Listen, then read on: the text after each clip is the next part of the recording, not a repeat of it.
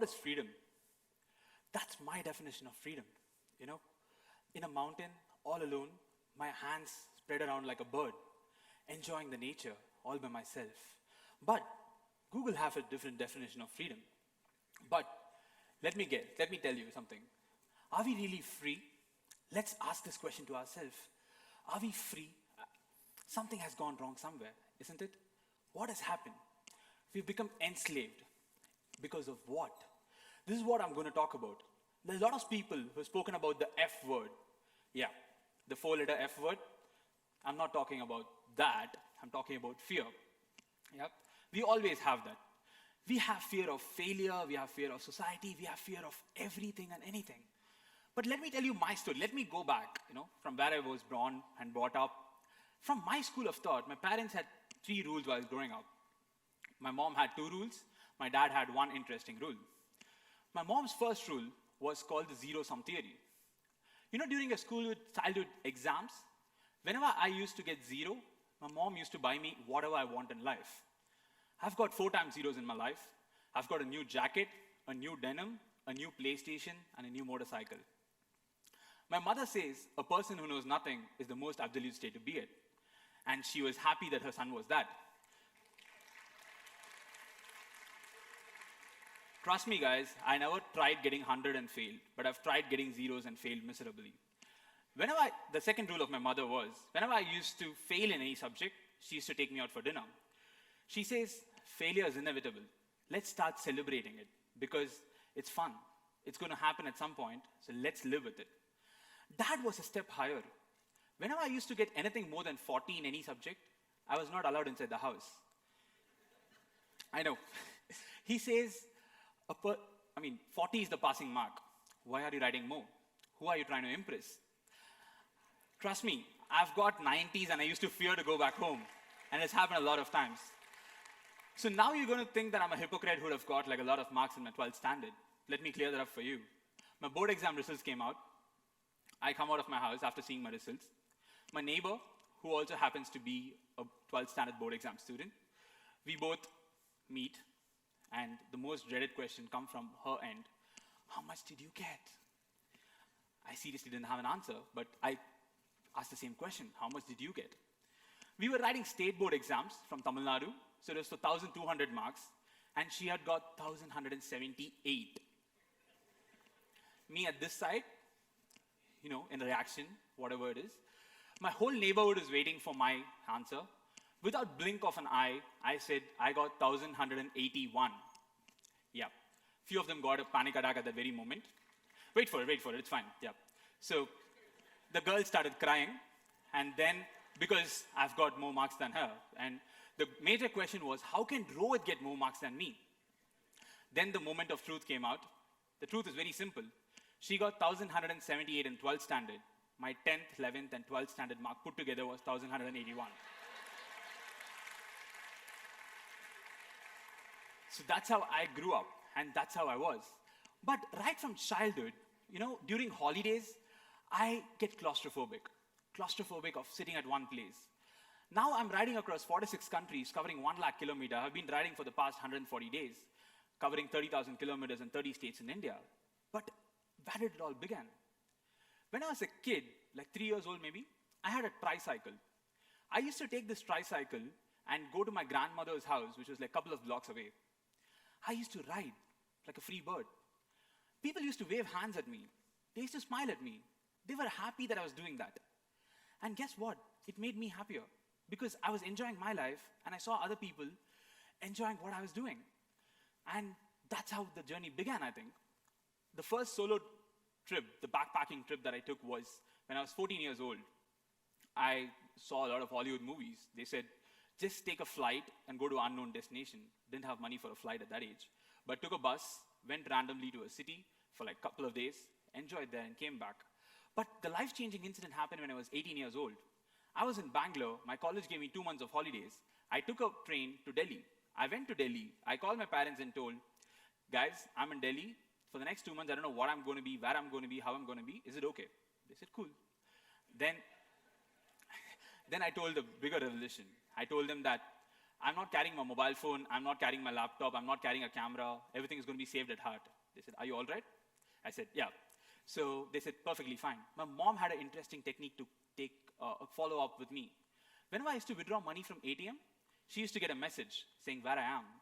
And thus began the journey towards the whole Leh Ladakh and all the Himalayan sector. I got interrogated by the military people. I had a dinner conversation with a bunch of smugglers from Netherlands. I was sleeping near the riverbeds. I had a lot of other things. I got lost, I got found, I got discovered myself. But I was standing on top of this mountain and I had this one interesting thought. I don't have a regret in life. I'm happy at that point. And life was amazing. I experienced everything on the go. But then the reality came. I came back to Bangalore. Then people met me. They asked me the question. So what about your future? What about your profession? You can't do this for lifelong. You're just 18 years old, I get it, but what now? What after this? Well, there were 3 triggers why I started the ride. And the first trigger is the cycle of life. People who were born, the people who I had met at that point, 99.9% of the story, 99% of the people had the same story. The story was very simple. They were born, they went to school, they went to college, they got a job, they got married, they got a kid. The kid went to school, the kid went to college. But what? To add your Bollywood masala into it, you had good times, you had bad times, you had happiness, you had sadness. But what? Guess what? This was the story of the 99.9% of the people I met. When I turned old, when I look myself in a mirror, do I have a story to tell? I didn't. So I said, let me start on the bike ride and let me write my own story. This was the first trigger. The second trigger was, I read the story of this 40-year-old American. He was 40 years old. When he was 21 years old, he had a bucket list of things to do. He wanted to travel the world, he wanted to meet a lot of people, he wanted to eat different foods, he wanted to do a lot of things. But he's 40 years old now, he's not done any of that. He's lived a life full of regret. Every time he has given an excuse. But for me, life was very simple. Life was about this very moment. Am I happy doing what I'm doing? I really am. Are you guys happy listening to me? You are. When you start thinking about what happens when you get out, that's when the problem begins. Will it start raining? Will there be too much of traffic? What's going to happen? The question, what if, has been the key to a lot of major inventions in the world, and also has been the key to a lot of downfalls in the world. What if the fear of failure and the fear of future has brought us down? That was the second trigger. And the third trigger, I read the story of this guy and a bird. There was a bird in a cage, and this guy set the bird free from the cage and said, go. But the bird was just sitting there. This guy looked at the bird and said, you know what? You have wings. You can go wherever you want.